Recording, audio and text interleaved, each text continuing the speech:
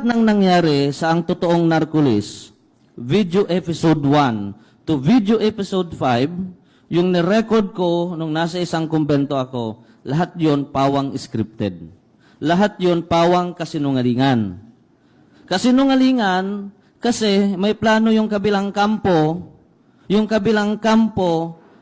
magpaputok ng issue para ma-divert yung attention ng tao, papataas ang rating ng administration candidate, samantalang walang pumapasok, particularly sa 8 diretso candidate. Kung may pumapasok man, magic 12, nasa 13, 14, pababa, at 2 lang. Nung ginagawa ang video presentation nito, actually hindi po ito napakadali.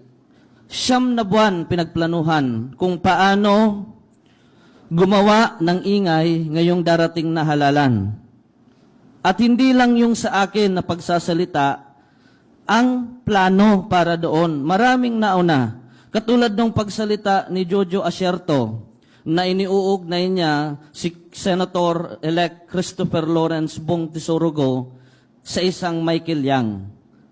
Kasama yon doon sa mga scripted ng grupo para umingay, para ma-divert yung tao, yung sambayanan sa talagang totoo na nangyayari sa bayan.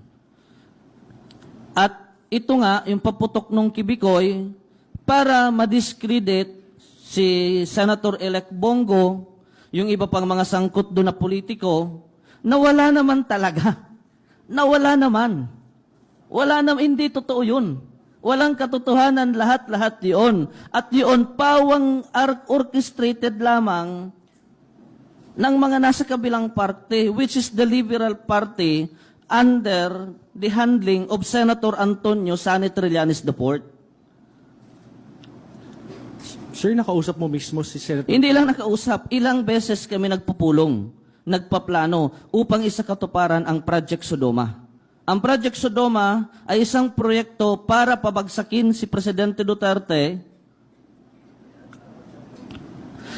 at ang makaupo sa posisyon si Vice President Leni Robredo, hinahabol ni Senator Trillanes bago magtapos ang term niya ngayong June 30, 2019. Dahil kapag napabagsak si Presidente Duterte, ang uupo, duly constitutionalized, the Vice President of the Republic of the Philippines, Her Excellency Leni Robredo. And the Vice President will appoint from the Senate or from the House a certain congressman or senator to be the Vice President. And Sani will be the line to become the Vice President. Yun ang pinakaplano ng Ang Totoong Narcolis para sirain, mag-ingay ang taong bayan with the collaboration of the different church organization in the Philippines para magkaroon ng isa na namang mass movement pabagsakin si Presidente Duterte. Sir, bakit ka pumayag na magsinungaling kung totoo yung sinasabi mo ngayon? Sir, bago ako lumubog last August 2018, hindi naman po lingid siguro sa kaalaman ninyo na mayroong isinampa sa akin na affidavit complaint ang isang multi-level marketing company, yung Archer World Marketing Corporation. Sir, hindi ako ang siyang mastermind ng pageant na iyon. Isa lang ako sa staff ng Arjur Naga branch with the partnership ng Exodus P79 Marketing na hindi naman ako ang nagmamay-ari, kahit i-trace nyo pa sa DTI, isa lang akong marketing executive doon. Ako lang ang nakataya, pangalan ko ang nakataya. Ngayon, umabot ng 500,000 pesos ang pera na kakailanganin doon para ma-settle yun. Na-ex-convict na ako, ayaw ko by this time, maano pa ako, malagay na naman ako sa hot water, makulong na naman ako. Hindi ko na pinangarap ulit, makulong pa. Wala akong choice. May mga nakakilala ako, may mga nakausap ako, hanggang sa nakilala ko si Senator Trillanes, nabuo ang plano na ito. Hindi lang si Senator Trillanes, kundi ang iba pa na staff ang iba pa na membro ng Liberal Party. Katulad ng staff ni Senator De Lima, si Atty. Phil, at yung ibang staff at mismong si Senator Risa Ontiveros. Ilang beses din kami nagkaroon ng pag-uusap at deliberation. At lahat ng yan ginawa sa isang universidad sa Manila, pati ang Project Sodoma. Pagkatapos ng proyekto na yan, ang pangako, bibigyan ako ng pera, babayaran ako.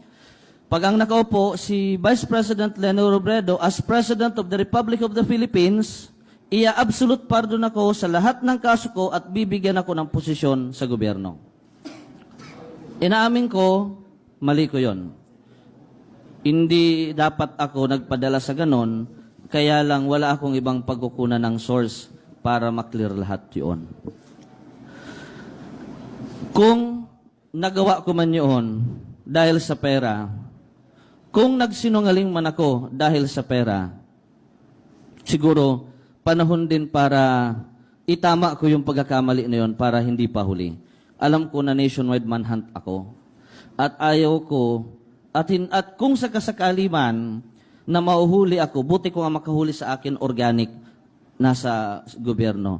Paano? Kasi this past few days, after the election, nung wala nang pumapasok from the Ocho Derecho, naglaylo na sila.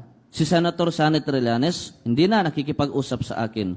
Yung chief security niya na si Junel, hanggang kagabi, tinatry ko, sabi ko, gusto ko makausap si Senator. May SOP daw, may protocol, kailangan dumaan muna sa kanya. Dati wala namang ganon. Bakit ngayon marami ng ganon na SOP? Dati marami kami doon. May mga securities ang pinapadala sa akin from Magdalo. Ngayon wala na. Mag-isa na lang kami doon sa condo, sa The Group Residence sa Pasig City.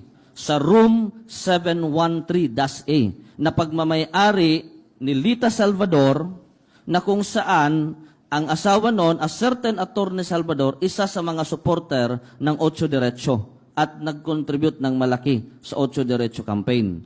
At yun ang isa sa mga dami ni Senator Trillanes sa kanyang different properties sa iba't ibang parte ng Manila. Okay. Thank you very much. The next question will be coming from Mar Gabriel and to be followed by Leia Ilagan. Ay, Sir Bigoy ulit.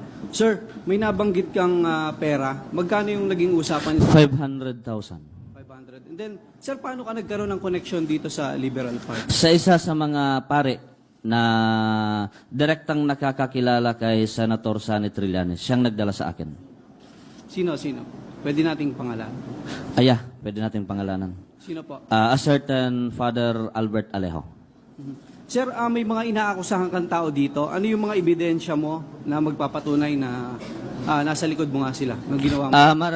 Hindi lamang ebidensya, nandyan yung continuous communication namin ng mga grupo sa iba't ibang communications ko.